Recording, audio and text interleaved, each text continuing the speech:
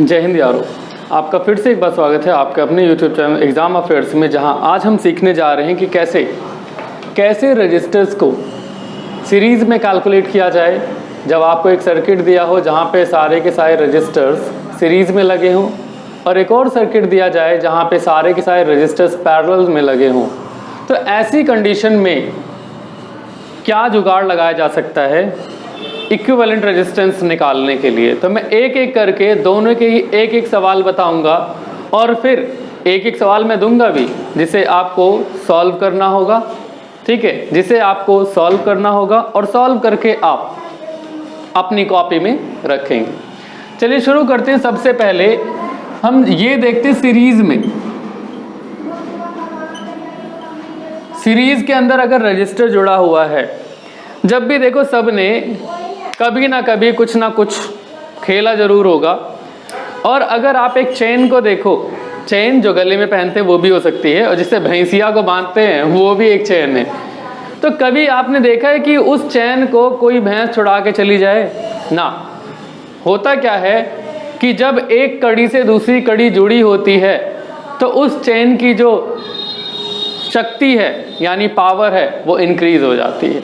Same यही तरीका यहाँ पे लगने वाला है इलेक्ट्रिसिटी के अंदर। जब आप देखेंगे कि एक के बाद एक रजिस्टर यहाँ सर्किट के अंदर लगा हुआ है, ठीक है, एक के बाद एक रजिस्टर सर्किट में लगा हुआ है, और इस सर्किट को जोड़ दिया गया है एक बैटरी सोर्स से जो कि यहाँ पे कनेक्टेड है। ठीक है, कनेक्ट कर दिया है मैंने, इलेक्ट्रिसिटी इसमें आ रही है आराम से। अब बहुत लोगों के दिमाग में एक बात चलती है कि सर ये जो आपने रेजिस्टेंस जोड़ा है, ये रेजिस्टेंस होता कैसा है? अरे भैया, रेजिस्टेंस वो सारी चीज़ें हैं, रेजिस्टेंस वो सारी की सारी चीज़ें हैं जो आपके घर में सामान चलता है बिजली से, वो सब कहीं ना कहीं इलेक्ट्रिसिटी के पाथ में हिंड्रेंस पैदा करता है, रुकावट पैदा करता है। उसी को ही यहाँ पे रजिस्टर बोला जाता है। ठीक है, रजिस्टर बोला जाता है। और ये हर एक रजिस्टर कुछ ना कुछ रुकावट डालता है, इसीलिए हम इसे रेजिस्टेंस, इसकी जो यूनिट बन जाती है वो रेजिस्टेंस बन जाती है। ठीक है, अब जैसे यहाँ पे एक सामान लगा हुआ है, इसका क्या कहते हैं, नाम R1 है, R2 है, R3 है, R4 है और R5। ठीक, अब यहाँ पे हम बोलें अगर कि इसका जो रेजिस्टेंस की वैल्यू है ये है 5 ओम, और ये है 2 ओम, ये है 3 ओम, और ये है 2 ओम, और ये है 3 ओम। ठीक है, और यहाँ पे जो बैटरी सोर्स जुड़ा हुआ है इसकी वैल्यू निकल के आ रही है 6 वोल्ट। ऐसा मान के चलिए, एक छोटा सा मैं सर्किट का ही बस एग्जांपल दे रहा हूँ। ऐसा मान के चलिए कि इतना दिया हुआ है। अब यहाँ सवाल में आपसे पूछा क्या जाता है कि R इक्विवेलेंट बता दीजिए, एक तो ये, और दूसरी बात है करंट बता दीजिए, करंट कितना आ रहा है।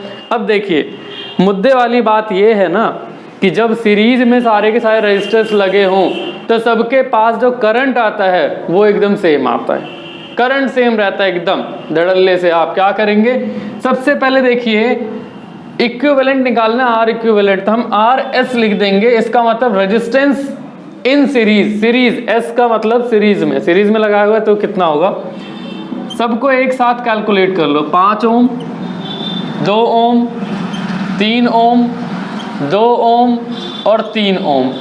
ठीक है, इतना हो गया। तो मेरे हिसाब से कितना हो गया, 15 ओम हो गया। ठीक है, सबको जोड़ लिया, 15 ओम का रेजिस्टेंस हो गया RS। ठीक, अब क्या है, पहला क्वेश्चन हो गया भाई, पहला क्वेश्चन हो गया। अब अगर करंट पूछता है तो बाई ओम्स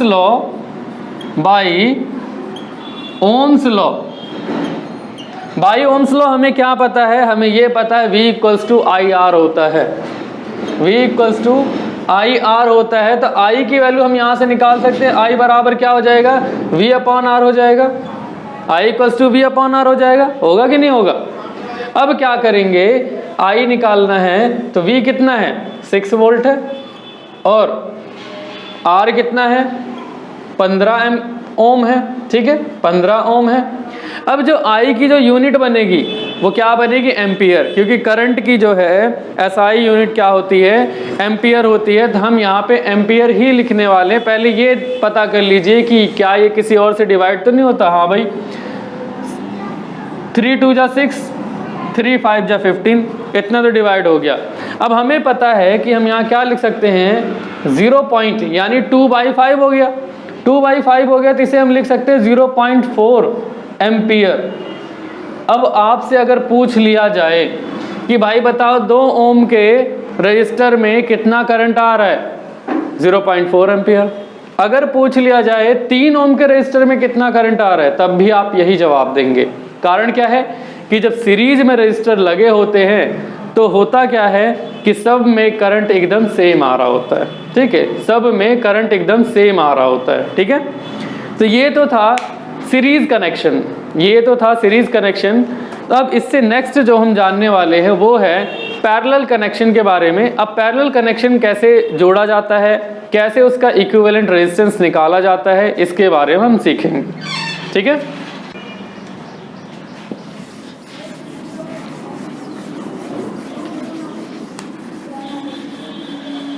तो अब हम सीखने जा रहे हैं। ठीक है, तो थोड़ा सा ब्रेक मिल गया। अब हम सीखने जा रहे हैं कि कैसे पैरेलल में अगर रेजिस्टर्स जुड़े हों, जब रेजिस्टर्स पैरेलल में जुड़े हों तब कैसे उनका निपटारा किया जाता है, एकदम नेस्तनाबूद कर दिया जाता है उन रेजिस्टर्स को और इक्विवेलेंट रेजिस्टेंस निकाल दिया जाता है। तो ज़्यादा जानकारी के लिए मैं बता दूं कि जब भी आपको चाहिए रेजिस्टेंस एकदम कम, तो आप करिए क्या कि सारे के सारे रेजिस्टर्स को ना पैरेलल में लगा दीजिए। पैरेलल में लगा देंगे, रेजिस्टेंस थोड़ा कम हो जाएगा। बात नहीं समझ में आई शायद।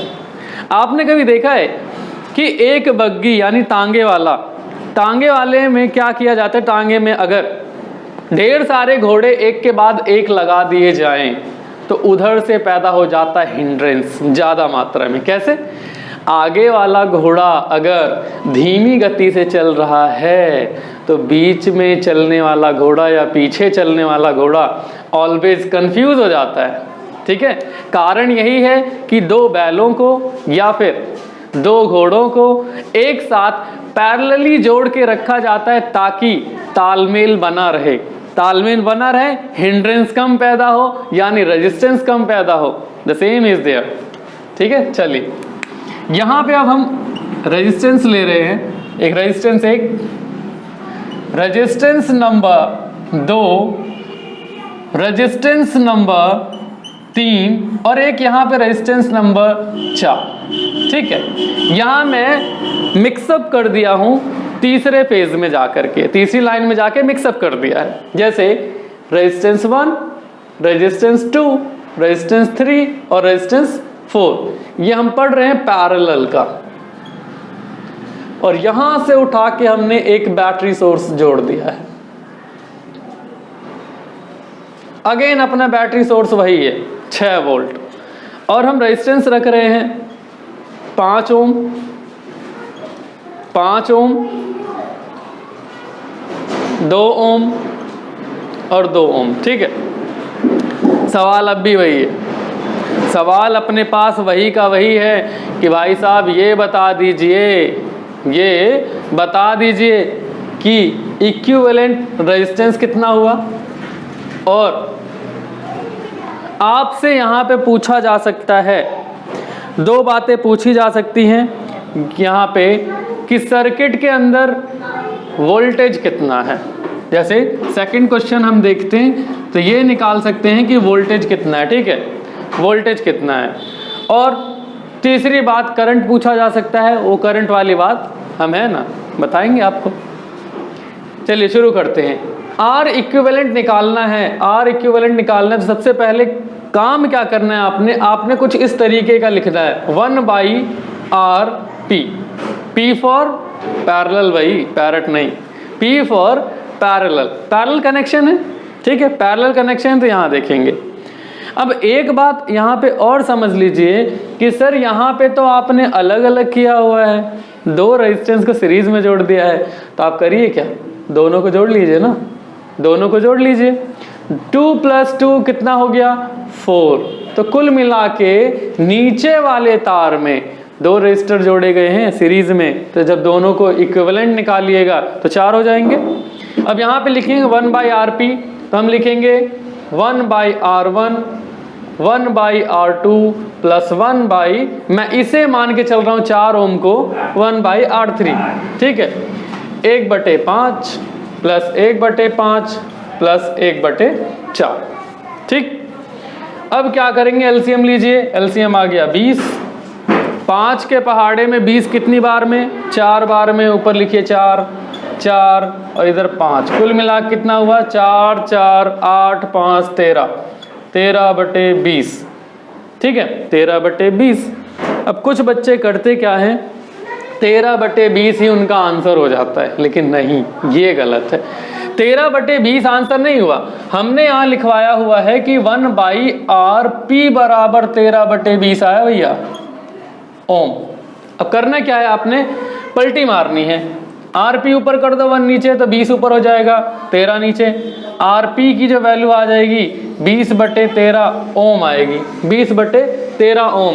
तो भैया हमने R इक्विवेलेंट निकाल लिया है, हमने R इक्विवेलेंट निकाल लिया है। अब बात आती है सर बोले वोल्टेज बता दो, तो हमने पहले ही बताया हुआ है कि पैरेलल सर्किट्स में वोल्टेज एकदम सेम होगा, और हिंड्रेंस बहुत ही कम होगा, यानी रेजिस्टेंस बहुत ही कम होगा, ठीक है। एक आपको आसान तरीका बता देता हूं जिससे आपको पता लग जाएगा कि आप सही कर रहे हैं कि नहीं। जब भी सीरीज में दिए हुए हैं रेजिस्टर और सबसे छोटी वैल्यू आप देख लीजिए, मान के चलिए कि उसमें 1 ओम का रेजिस्टर दिया हुआ है और आपका आंसर अगर 1 ओम से कम आता है, इट मीन्स आप गलत कर रहे हैं। मैं सीरीज का बता रहा हूँ, ठीक है, सीरीज। और अगर पैरेलल की बात करें, पैरेलल में जो सबसे छोटा रजिस्टर होता है, अब सबसे छोटे की बात की है तो यहाँ देख लीजिए, सबसे छोटा मतलब 5 ओम बड़ा है, 5 ओम बड़ा है, 4 ओम, यस ये छोटा है, 4 ओम एक छोटा रजिस्टर है, यानी आपकी ओवरऑल जो इक्विवेलेंट रेजिस्टेंस की जो वैल्यू है वो 4 ओम से कम आनी चाहिए या 4 ओम के बराबर आनी चाहिए, तभी माना जाएगा कि आपका आंसर एकदम सही हो रहा है। लेकिन सर्किट पैरेलल होना चाहिए, ठीक है, सर्किट पैरेलल होना चाहिए। तो यहाँ आप देख सकते हैं 20/13 कितना हुआ, 20/13 यानी 1 पॉइंट कुछ वैल्यू आएगी इसकी, 1/7/13, इतना ही तो आने वाला है, ठीक है। पॉइंट में निकाल लीजिए यार, थोड़े बहुत मेहनत आप भी कीजिए, इतना ही तो आने वाला है। यानी देखिए 4 ओम छोटा, उससे भी छोटी वैल्यू आ रही, ठीक। अब क्या करते हैं, वोल्टेज पूछ रहा है सर्किट में वोल्टेज कितना जा रहा है, भैया वोल्टेज जा रहा है 6 वोल्ट। अब यहाँ पे पूछ सकता है कि करंट बताओ, तो भैया रजिस्टर पता है, रजिस्टर पता है ना, अलग अलग रजिस्टर पता है, अलग अलग, सब में वोल्टेज दौड़ा दो, V = IR, V = IR। हाँ, इस वाले को नहीं यूज करना, ठीक है, इस वाले को नहीं यूज करना, जो आपको दिया हुआ है और वोल्टेज दिया हुआ है, तो यहाँ से आप कैलकुलेट कर सकते हैं, ठीक है। होप सो कि समझ में आ गया होगा आप लोगों के, ठीक है। और जैसा जैसा समझाया है वैसा ही समझ में आया होगा, और नहीं समझ में आया है तो कमेंट जरूर करिएगा, पूछ लीजिएगा, आपको फिर से बता दिया जाएगा। मिलते हैं नेक्स्ट वीडियो में। जय हिंद, जय भारत।